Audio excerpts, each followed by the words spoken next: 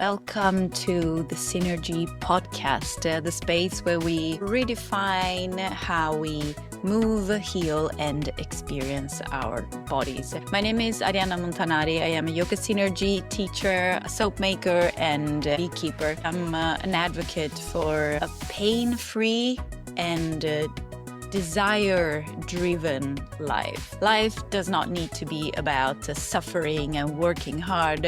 And I am on the quest for creating a life where we maybe need to do a little bit less and still receive abundance. So here we break free from those unspoken rules that tell us how we should look, how we should feel, and through intuitive movement, self-care, and a deep reconnection with nature, we explore what it truly means to live without tension, pain, or limitations. So whether you're a yogi, a seeker, or simply curious about stepping into a more liberated way of living, you're in the right place. So let's dive in. Welcome to today's episode of the Synergy podcast. Arianna speaking here. Today it's going to be a solo episode because there is something big that is alive and present for me in these days. And I really wanted to give some space to it and share it with you because I am sure that I am not the only one feeling the way I feel and feeling what I feel. And you know that June is a very busy month. And here in Sweden, where I live, it feels like May and June are the months where everything happens. Everything that does not happen during the rest of the year happens in May and June. And you get that FOMO, fear of missing out. You want to live life, experience life, do it all. And you feel that anxiety. Oh, I have to do it all. I have to be out there, enjoy the long, bright summer nights. I cannot be at home. And there's naturally less sleep. We're naturally more prone to do more. And there are a lot of school things, a lot of work things, and a lot of long weekends. So there's suddenly from a very calm hibernation life. I have been talking to some fellows, women, business owners, friends, and it was interesting because for everybody, this feels as a very intense time of the year. And it's those things that we schedule in, so say work and friends and family and things we need to do, but it's also things that happen, family members getting sick or passing, energetically challenging us to be present. And so to give you a bit more of a background, over the past month, I have been dealing with taking over the studio here in Stockholm, gathering all the people, finding tenants and contracts and rents and discussions and bargaining, and it has been very challenging. It's been very challenging for me as a person, for me as a business owner, because I need to show up in a how to describe this? I have to put my foot down. I needed to adjust my way of creating the business conversation. And a few days, our family dog back in Italy passed. A few months ago, the other one passed. So it's been a very sad few days, and the past month had been challenging, and I am sitting with this question today. How can we hold it all? Because life is lifing, as my coach Casey says. And how can I be ready as a person, especially as a woman, to hold all the beauty and all the, call it success, all the wins that I am experiencing, but also be ready to hold the loss, the grief, the sadness that I feel, the overwhelm. And I think this is a very profound and human question. I am sure that I am not alone in this. So how can we hold a full range of life when it all come crashing in at once? And it's both beautiful and heartbreaking. And it can be disorienting. It can feel overwhelming. And the metaphor that I have in my head is us being at the beach and we're standing by the sea. And the ocean, the sea is wave after wave coming to us. And it can be those soft waves, warm water, almost like tickling our feet. It can be those big cold waves that almost swallow you into the ocean and make you lose balance, make you fall. The question is, where am I standing? Am I standing on a slippery rock? Am I standing on a steady dock? Am I standing on the sand? How long does it take for me to get up when I fall? But also, am I losing my energy somewhere? Is there a dog biting my leg? Am I holding a lot of things in my hand so that it is more difficult to actually have my balance and gather my strength? And I hope that you understand this images, because if I am standing strong and I know and I think I will make it, I know that I can do this, the outcome will be very different from saying, oh, this is overwhelming, I cannot do this, I am going to fall, I am going to fail. So adding this to when I am there facing life, living life, experiencing life, receiving it, all the waves hitting me, what is the quality of my thoughts? So in today's episode, I really wanted to have this conversation with myself and hopefully with you after you listened. How can we deal with the fullness of life, with the very highs and the very lows? And how do we do it when those high and lows happen simultaneously at the same time? You know, there is nothing wrong in feeling both simultaneously. I think that life is rarely either black or white. Often all the nuances in between. And one of the first things that I am practicing in these days, especially after working with my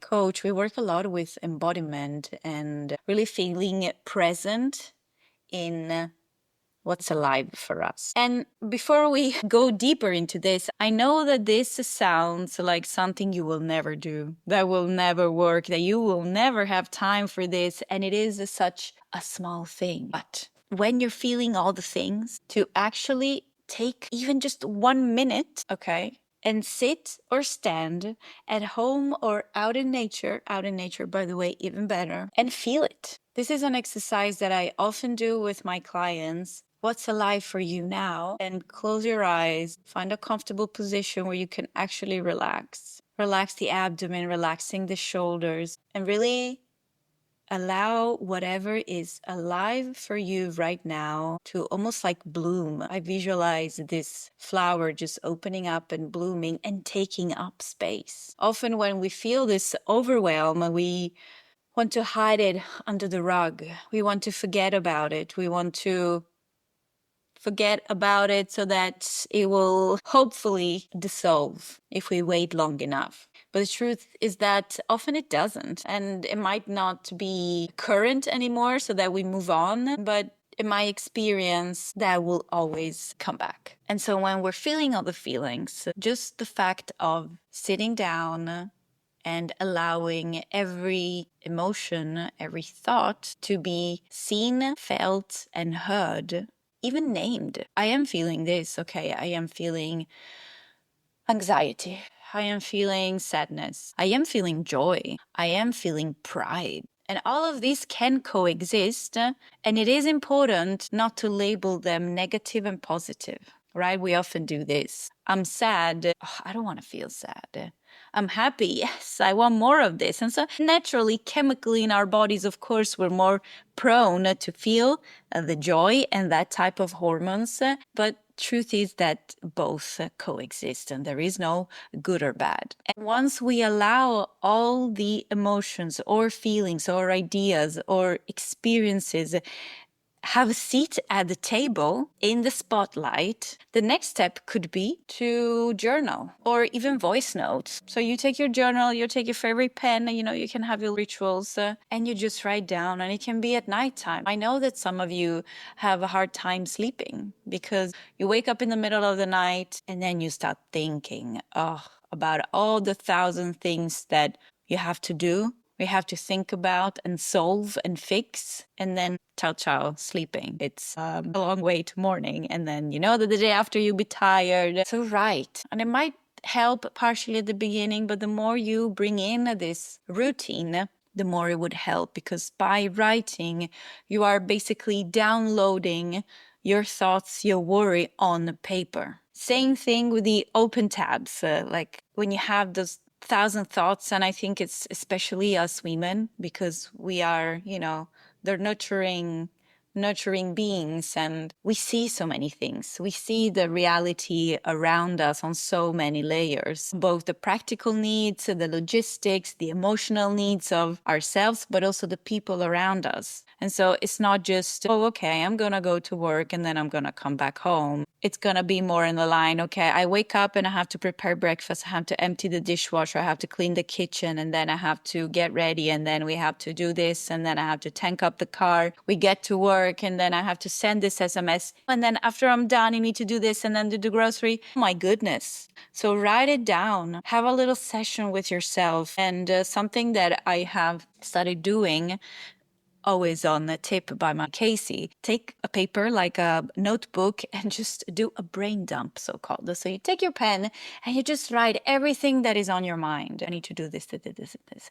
This is worrying me. This is taking space. This is taking energy. Remember to da da da da da. And then once it's there, it takes less space, and you know that there's not energy spent on trying to remember, having that on the open tab. So we close all those tabs and we can actually get back to present. Something I have played with over the past month is also just don't call the asylum, but just talking to myself. Basically, I can be in the car, or I can ride my bike on the way to the studio, for instance. And especially when there is a very nice view and the sun is shining, I just talk to myself, saying those things out loud. Wow, look what you have achieved. I know that you're worried about this. And remember all the things that you have already solved. All the things, like, look where you are now. And just vocalizing those thoughts, for me, has a very profound impact on the way I feel. And we are reprogramming the brain to think in a certain way, to foster this positive, constructive thoughts and not the destructive. So in this way, our mind is processing those thoughts fewer times. There's less energy that is required from that. Not all thoughts have to make sense at once. You don't have to find a solution at once. So just put them down on paper, speak them out loud, make a voice note that you might never ever listen to again. And then I think that when we feel all the feelings, and when we feel maybe a little bit overwhelmed, I invite you to go a little bit into cave mode, hermit, limit the inputs, reduce stimulations if possible. And I'm thinking just your phone, social media, the news, reduce if you can, because when you are overloaded, when your nervous system is overloaded, the last thing we need is to actually load it with even more. And this is something that I named also in the masterclass that I held a few weeks back. We spoke about the nervous system and how often we're the first ones sabotaging ourselves. And I explain in detail what happens when we don't feel like training. When we say yes to everybody else, to take care of people, to show up, stay 2 hours longer at work, or take an extra pass at work, rather than saying, no, I'm going to take some time for myself. No, I have to schedule some training for myself. And that's all loopholes of the nervous system be already overloaded. It cannot take more. And what we went into is that there is nothing wrong with you. You're not wrong. You don't need to feel guilty or ashamed. But that is a coping mechanism of your nervous system. And this masterclass, I can send it to you, and just send me a message or an email and I will send it to you. I'm pretty sure there is also on YouTube.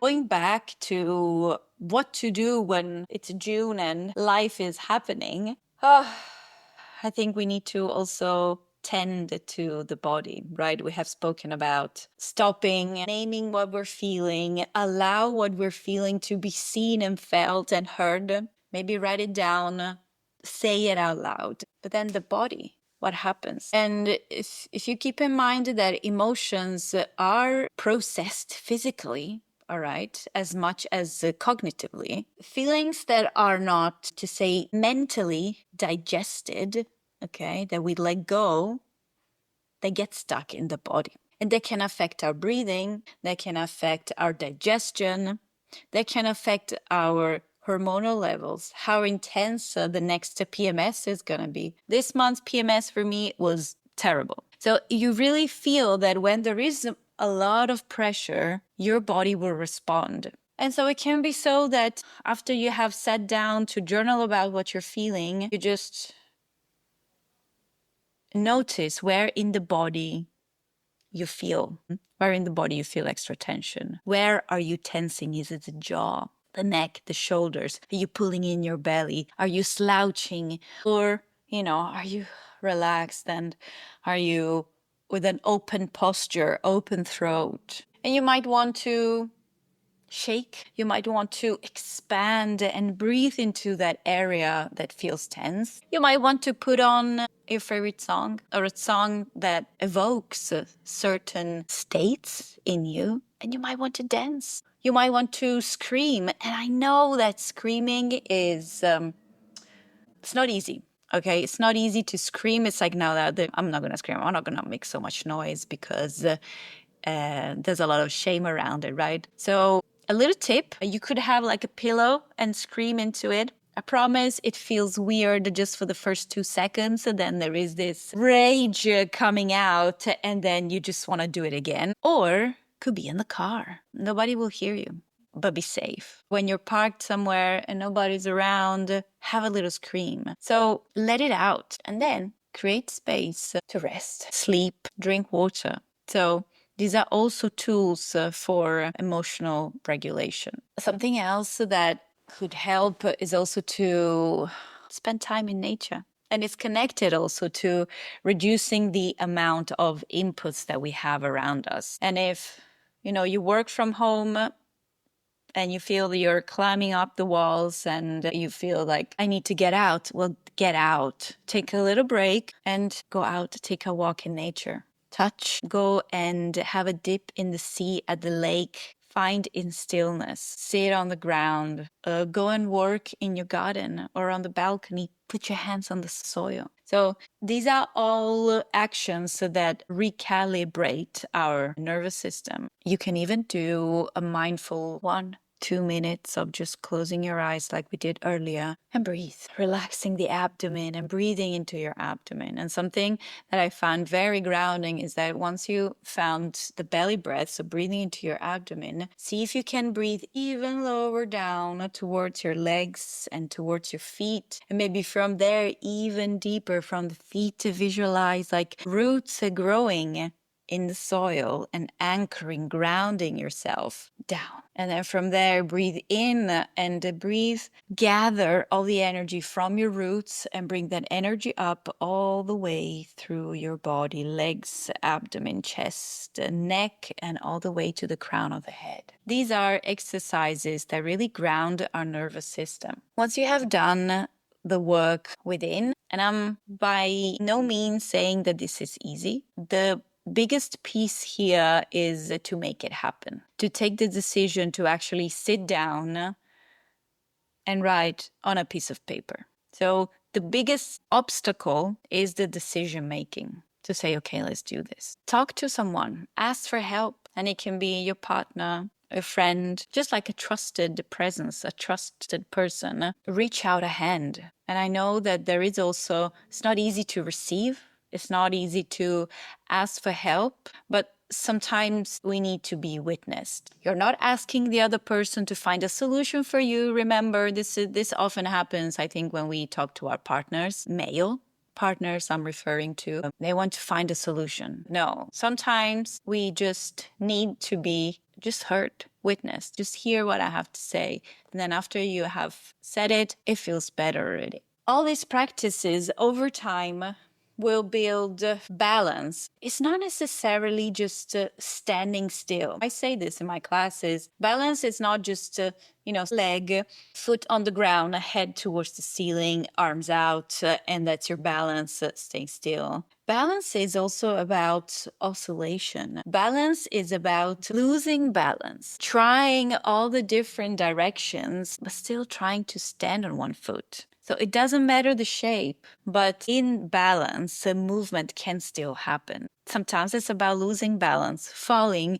and get back up, right? You don't have balance if you don't fall. You don't know what balance is if you don't fall. The duality. There is joy because there is sadness. That physically, somatically also help us to cover the variation of things, the fullness of what we are feeling. So remember that you are big enough to hold it all. And although there is a part of yourself saying, no, I am not, I'm scared, I cannot do it all, you just want to, be small and retract, ask yourself who is saying that?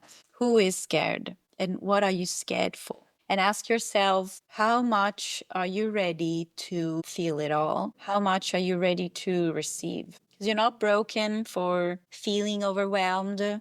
You're just alive. Some of us feel more and allow themselves to feel it. Some others, they should shut off. And as soon as something comes up, they just take the phone, go and sit on the couch and just check it out. But if you want to actually live life unplugged, I'm thinking like the Matrix, that would plug that cable in the back of the neck. I think that what we're doing with the phones, we're checking out, feeding that discomfort with inputs coming from the outside so that I can forget about that. If you decide to feel it, well then make space for that and remember that it's temporary. Remember that it will pass, that you are where you are now. But day after day, your nervous system will recover. Something else will happen. And both mentally, energetically, and physically, you will move on.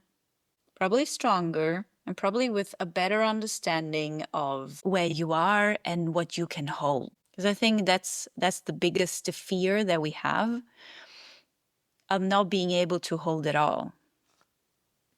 And so what happens when we actually do? Are we seeing that? Are we telling ourselves, wow, look at you? And if you're afraid of what could happen if worst case scenario, picture the worst case scenario. Have solutions for worst case scenario and for best case scenario. How often do we do a best case scenario? Never. We always plan for the worst. But I invite you also to plan for the best, because that's often what happens. I hope that with this reflection today, you could get some inspiration. I hope I'm not alone in feeling all the feelings in this month. And if you have any tips, anything that you would share, that you would like to share with myself and with the other listeners, please drop it in here.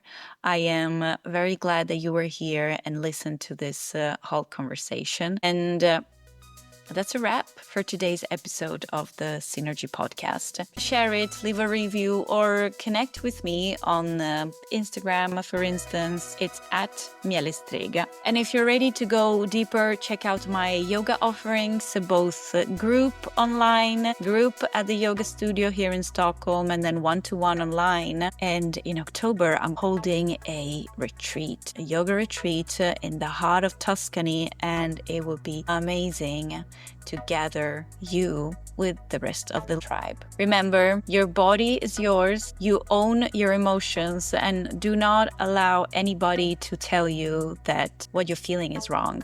Give voice to what you're feeling and then move on. Living pain-free is possible both at a physical level and at mental level. So until next time, move with ease and live with joy.